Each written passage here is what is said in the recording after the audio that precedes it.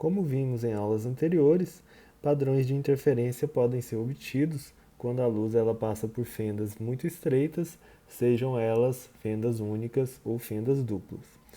Como nós vimos também, nós podemos calcular o valor da intensidade desses fenômenos, da intensidade da luz projetada na tela, em função do ângulo de abertura. Então, para o caso da interferência, nós fizemos esse cálculo considerando a passagem da luz por duas fendas muito estreitas. E essas fendas têm que ter largura da ordem do comprimento de onda para que esse fenômeno possa ser observado. Para o caso da difração, nós vimos que a mudança da direção de propagação das ondas, devido à passagem por uma fenda estreita, faz com que feixes provenientes de diferentes pontos dessa fenda possuam diferença de fase e assim ocorra a interferência destrutiva e construtiva. Na prática, quando nós fazemos um experimento de dupla fenda, esses dois fenômenos eles ocorrem. Nós temos a interferência porque a luz provém de diferentes fendas, mas nós também temos a difração em cada uma dessas fendas, gerando um padrão de interferência. Então, como a gente vai ver, nós temos que levar esses dois fenômenos em conta. Então, para o caso da interferência, a intensidade, que eu vou chamar de I de θ int, vai ser igual a um módulo, que é esse Im int, multiplicado pelo cosseno ao quadrado de beta, e esse beta vale π vezes d, que é a distância entre as fendas, dividido por lambda, que é o comprimento de onda, vezes seno de θ. Para a difração, a intensidade eu vou chamar de I de θ diff, e o módulo vale Im diff, e eu tenho que multiplicar também por esse termo, que é seno ao quadrado de alfa dividido por alfa ao quadrado nesse caso, né? Então, e o alfa vai valer π vezes a dividido por lambda vezes seno de θ. Lembrando que o d é a distância entre as fendas e o alfa é a largura das fendas. Então, esses dois fatores eles contribuem tanto para a interferência quanto para a difração.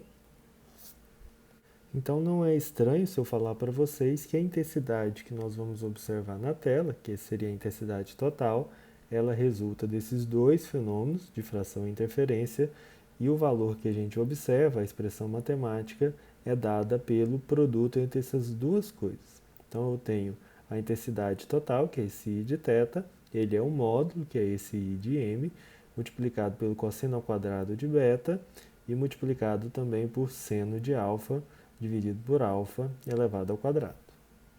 Então, para a gente ver a cara dessa expressão, como que é o gráfico dela em função do θ, eu vou utilizar aqui o software Maple novamente, e aí eu escrevi aqui esse d como sendo a distância entre as fendas, o a como sendo a largura da fenda, o L vai ser o comprimento de onda, o lambda, e aí eu escrevi o beta como sendo π vezes d dividido por lambda vezes seno de θ, e o alfa como sendo 3,14 vezes o A, espessura, vezes seno de θ dividido por lambda.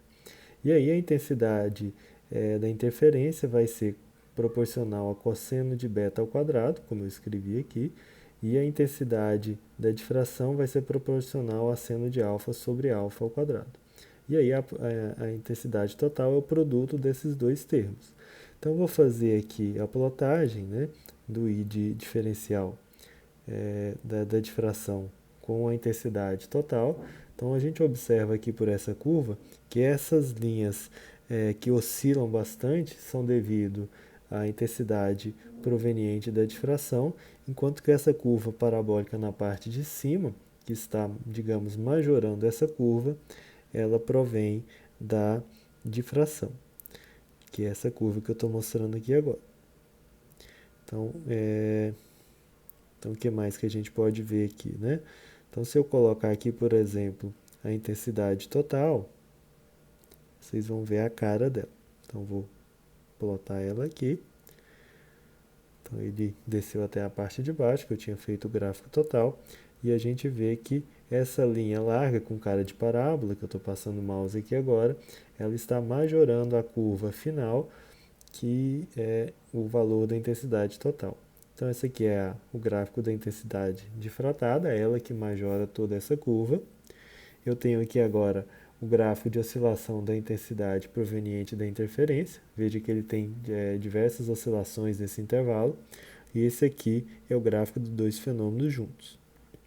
Reparem que esse gráfico que eu mostrei para vocês, eu estou usando A igual a 1 e L igual a 1, significa que eu estou colocando a espessura da minha fenda igual ao comprimento de onda. E aí, nesse caso, a gente consegue ver que a difração ela é uma curva com cara parabólica, né? Mas ela é bem larga, de forma que a intensidade ela é pouco afetada por conta da difração, muito mais aqui por conta da interferência. Mas eu vou mostrar para vocês agora o que acontece quando eu coloco esse A igual a 5L, ou seja, a largura igual a 5 vezes o comprimento de onda. Então a gente observa aqui agora, né, nesse caso, que eu continuo tendo ainda essas oscilações pequenas que não são afetadas por essa mudança que eu fiz, porque elas provêm da distância entre as fendas, então ela é a intensidade, a interferência propriamente dita. E essa outra curva que eu mostrei aqui agora, ela é a curva da difração. Reparem aqui que entre os ângulos que eu mostrei, a separação angular que eu mostrei, eu tenho a existência de alguns mínimos para difração. Então reparem que essa curva da difração ela vai servir de envoltório para a curva da intensidade total. Então ela que envolve as oscilações menores que são resultantes da interferência devido à luz passar por duas fendas, como a gente vai ver aqui agora. Então reparem que quando eu tenho os dois efeitos somados da interferência e da difração, a minha curva de intensidade ela tem diversos máximos e mínimos e a curva como um todo ela é envolvida pelo máximo, né, pela curva da difração.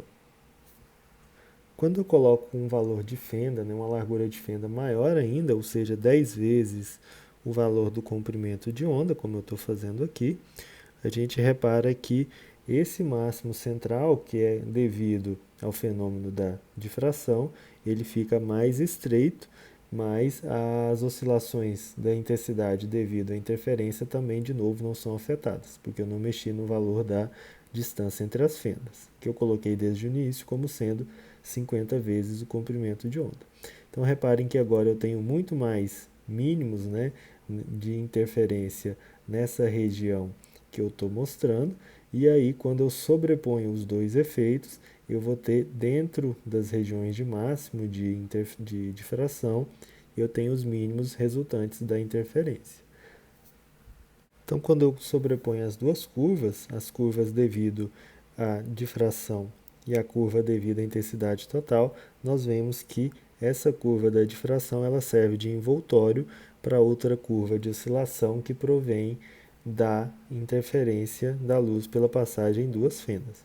Então, essa é a forma geral do padrão de interferência gerado pela luz quando ela atravessa um sistema de duas fendas, mas quando essas duas fendas elas possuem larguras, né, que são maiores ou muito maiores, nesse caso aí 10 vezes maiores do que o comprimento de onda.